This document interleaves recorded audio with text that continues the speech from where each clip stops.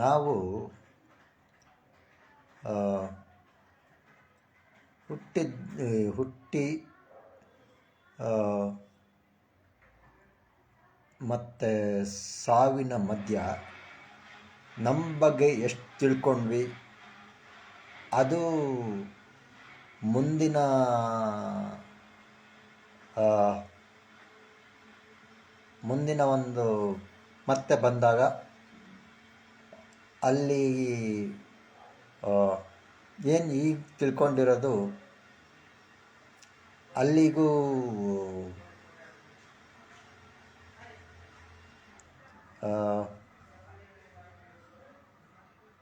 ಏನಂತಾರೆ carry forward ಆಗುತ್ತೋ ಇಲ್ಲ ಅದೆಲ್ಲ ಯಾರಿಗೂ ಗೊತ್ತಿಲ್ಲ. ಬಟ್ ಕೆಲವರು 10 ವರ್ಷಕ್ಕೆ 10-12 ವರ್ಷಕ್ಕೆ ಎಲ್ಲ ನಮ್ಮ ನಾನು ಯಾರು, ನಾನು ಏನಕ್ಕೆ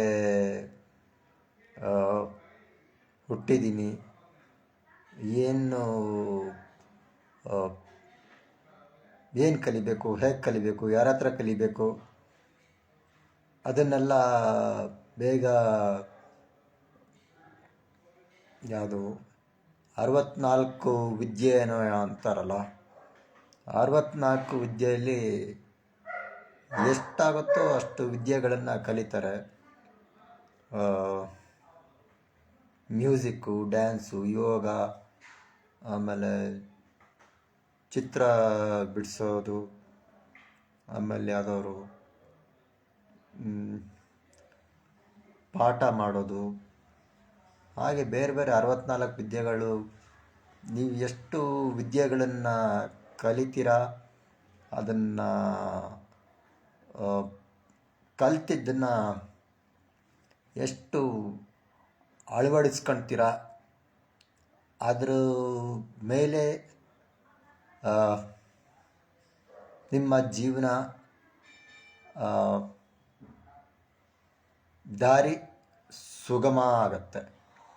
ಸುತ್ತ ಕಷ್ಟ ನೋವು ಎಲ್ಲ ಇರುತ್ತೆ, ಆದರೆ ನೀವು ಶಾಂತಿ ನೆಮ್ಮದಿಯಿಂದ ಇನ್ನೊಬ್ಬರಿಗೆ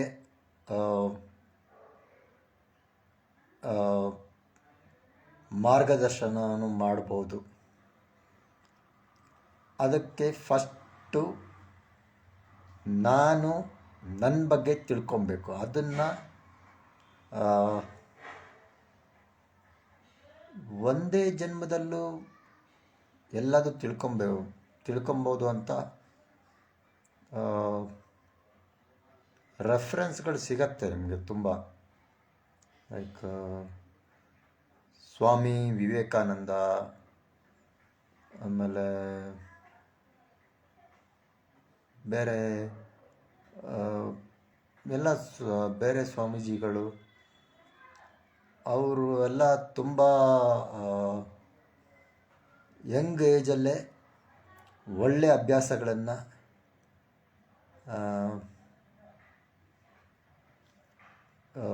ಪಾಲಿಸ್ತಾ ಬಂದಿರ್ತಾರೆ. ಸೊ ಯಾರು ಎಷ್ಟು ಏನಂತಾರೆ ತ್ಯಾಗ ಮತ್ತು ಸೇವೆ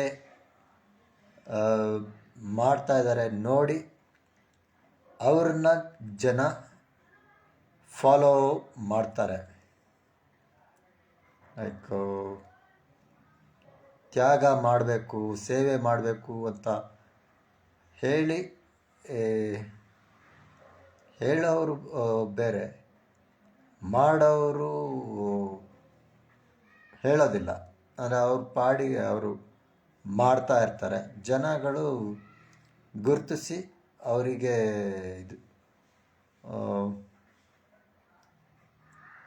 ಸಪೋರ್ಟ್ ಮಾಡ್ತಾರೆ. ಸೊ ನಾವು ನಮ್ಮ ಬಗ್ಗೆ ನಿರಂತರವಾಗಿ ತಿಳ್ಕೊಳ್ತಾ ಇರಬೇಕು. ಆ, ಯಾವಾಗಾದ್ರೂ ನೀವು ವಯಸ್ಸು 25, 30, 35 ಯಾವ ಏಜಲ್ಲಾದರೂ ಆ ಒಂದು ಆ ಒಳಗಡೆಯಿಂದ ಅದೊಂದು ಏನಂತಾರೆ ಇನ್ನರ್ ಡಿಸೈರ್ ಅದು ಇರುತ್ತೆ.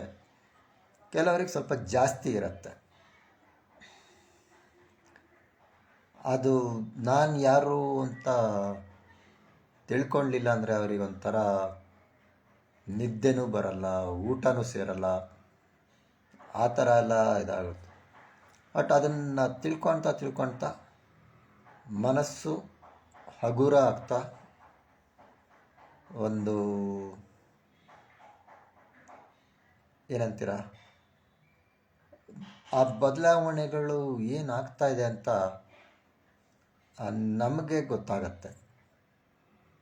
ಲೈಕ್ ಎಲ್ಲ ಅದು ಕಡಿಮೆ ಆಗ್ತಾ ಹೋಗುತ್ತೆ. ಲೈಕು ಅಟ್ಯಾಚ್ಮೆಂಟು ಕಡಿಮೆ ಆಗುತ್ತೆ.